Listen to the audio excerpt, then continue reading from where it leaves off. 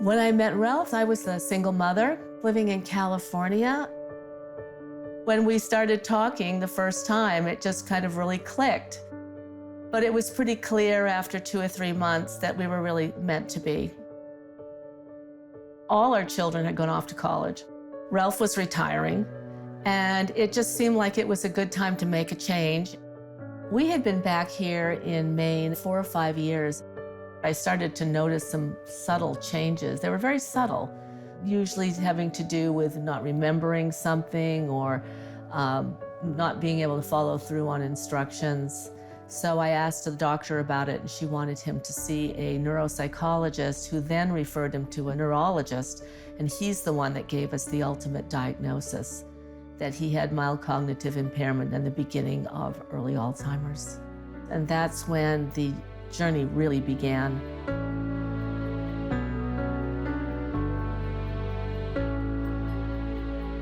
A lot of times you don't notice these things, you can pass them off.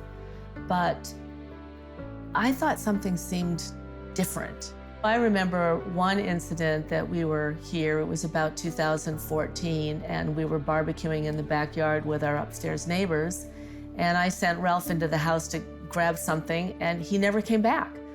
And then I started talking to the neighbors, and they were saying, well, we've noticed some of these things too. So that it really began to click. We started thinking about what kind of options we would have, and it seemed that the best way to proceed was to actually participate in clinical trials. And that way you can also be on the cutting edge of anything that might be coming up in the future.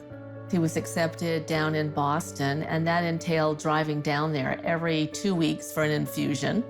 And I have to say that after a few years, he got a little overwhelmed with it, but we decided together that it was actually really, really important that we participate in this.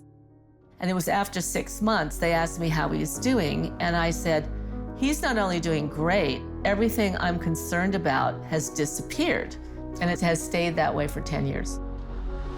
One of the things that I really recommend is to address these early symptoms as soon as possible and not wait until you're at the shoulda, woulda, coulda moment, but to get them as soon as you can, because that way these medications, at least in our case, were extremely beneficial.